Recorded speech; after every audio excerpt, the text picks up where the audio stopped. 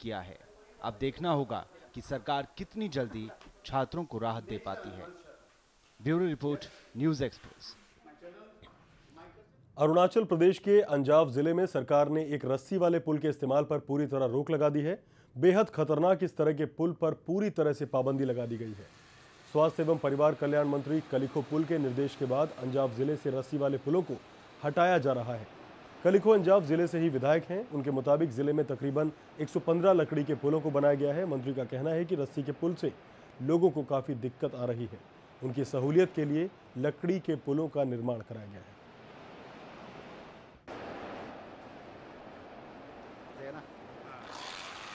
हमारे पास 119 foot suspension bridge है, तो जो सिंगल वायर रूप, एक वायर रूप होता है, एक पार से दूसरे पार को कनेक्ट करता है, स्विंग करके पार करता है, जो लकड़ी का एक हुक बनता है। उसमें बहुत लाइफ रिस्क है। मैं खुद भी 2 बार एक्सीडेंट से फेस किया हूँ। तो वो जो सिंगल वायर रूप से जो पार होता था, वो अभी मैंने ख़त्म किया। तो कम्युनिकेशन आज जो 3-4 दिन का फुल मास होता था, वो ख़त्म होके अभी कहीं भी जाना है 4 घंटा, 3 घंटा, 2 घंटा में कवर हो जाता है। अरुणाचल प्रदेश की राजधानी ईटानगर में प्रदेश के सूचना एवं जनसंपर्क विभाग के संसदीय सचिव बामांग फेलिक्स ने प्रेस कॉन्फ्रेंस की। उन्होंने एसोसिएशन और सोसाइटी के निर्माण को लेकर कहा कि प्रदेश सरकार किसी से भी राज्य में कोई सोसाइटी या संस्था बनाने को नहीं कहती। ईटानगर में रविवार को ईटानगर वेलफेयर एसोसिएशन का चुनाव संपन्न हुआ। इस मसले पर बामांग से सवाल पूछा गया तो उन्होंने साफ कर दिया, सरकार किसी से नहीं कहती कि वो संस्था या सोसाइटी का गठन करे। बामांग ने यह भी साफ किया कि ईटानगर में पहले से ही नगर निगम कार्य किया जा रहा है, लिहाजा आम लोगों की जो भी समस्या का समाधान नगर निगम को ही करना चाहिए। Government is not insisting anybody to have that kind of organization. We have our municipalities. The entire twin city of the state capital is divided into wards, and they are looking after the wards. The councillors are looking after the wards. Itanagar में रविवार को Arunachal press club में Mechuka adventure festival के मुद्दे पर press conference की गई। इसका आयोजन टूरिज्म विभाग की ओर से किया गया था। पर्यटन विभाग के सचिव डॉक्टर जोरम बेड़ा के मुताबिक ये फेस्टिवल 7 से 9 नवंबर के बीच मेचुका में होगा। उद्घाटन मुख्यमंत्री नाबम तुकी करेंगे, जबकि समापन समारोह में गृह राज्य मंत्री किरण रिजिजू शिरकत करेंगे। Apart from that, I am happy to announce that Honorable Chief Minister will be inaugurating the second edition of Mechuka Adventure Festival on 7th, and Honorable Minister of State for Home, Shri Kiren Rijiju, will be coming for the closing ceremony of the Mechuka Adventure Festival. In addition, there will be a host of other dignitaries, including our Chief Secretary. Apart from that, I think this is all. Ministry of Tourism. From Ministry of Tourism also, we are expecting our Director Tourism to join us in the Adventure Festival. Sikkim के लोगों में organic खेती को लेकर craze लगातार बढ़ता जा रहा है। पूरे भारत में सिर्फ 1% भूमि पर ऑर्गेनिक फार्मिंग की जाती है। सिक्किम सरकार ने यह लक्ष्य तय किया है कि साल 2015 तक सिक्किम को ऑर्गेनिक फार्मिंग का हब बनाया जाए। इसी के तहत राज्य सरकार ने सिक्किम में साल 2003 से ही रासायनिक खाद और कीटनाशकों के इस्तेमाल पर रोक लगा दी थी।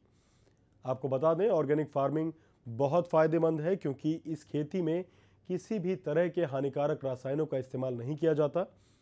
ऑर्गेनिक फार्मिंग के बारे में कृषि अधिकारियों का कहना है कि खेती की ये प्रणाली काफ़ी लाभदायी है। इसमें 400 रुपए के बीज से 40,000 रुपए तक की कमाई की जा सकती है। एक पैकेट भनौँ भने 400 रुपये प्याकेटको कोपीबाट चाहिँ उहाँहरूले 10,000 12,000सम्म चाहिँ बगानबाट बिक्री गर्नुहुँदैछ। त्यसले गर्दा उहाँहरूले एक सिजनमा एक घरले नभनेको पनि 40,000 4 महिनामा कमाउनु हुँदैछ।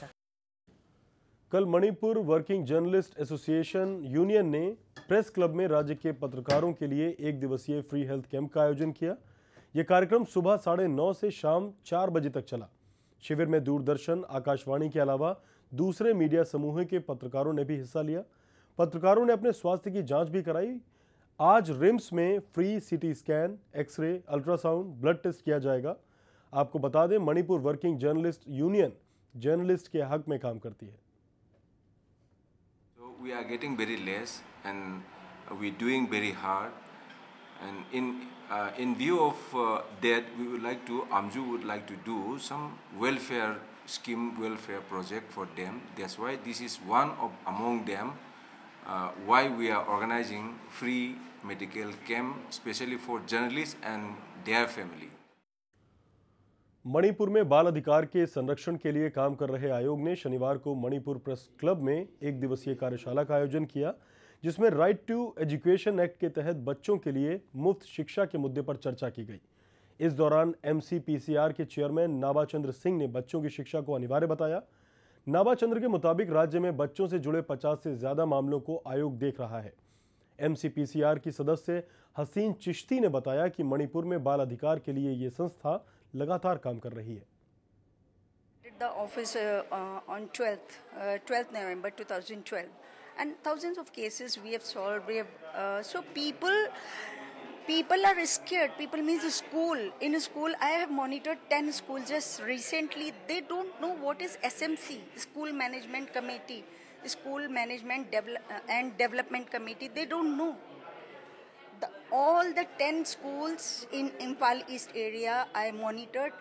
None of them, they did not know that like they have to make SMCs also.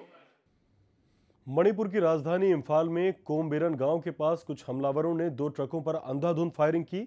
गोलीबारी में दोनों ट्रक ड्राइवर घायल हो गए। इन्हें गंभीर हालत में जिलेंग रोंग क्रांतिकारी मोर्चे पर ये जो शक है जताया जा रहा है, दोनों ट्रक सीमेंट लोड करके जिरीबम से इम्फाल लौट रहे थे। कोमबेरन गांव के पास पहुंचने पर कुछ लोगों ने अचानक फायरिंग शुरू कर दी। हमलावर कुछ देर बाद वहां से चले गए। बाद में सूचना मिलने पर मौके पर पुलिस पहुंची। नुंगबा पुलिस ने मामला दर्ज कर लिया है, साथ ही बदमाशों की तलाश में जुट गई है।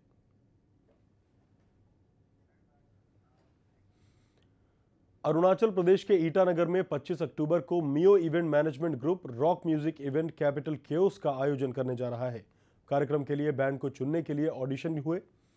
इस दौरान 6 बैंड्स का चयन कर लिया गया। आयोजक के मुताबिक चुने गए सभी बैंड इवेंट्स में परफॉर्म करेंगे। इवेंट का मकसद प्रदेश के लोकल बैंड्स को प्रोत्साहन के साथ ही युवा कलाकारों के लिए रोजगार के अवसर देना है। कार्यक्रम का आयोजन ईटानगर के ड्री ग्राउंड में होगा।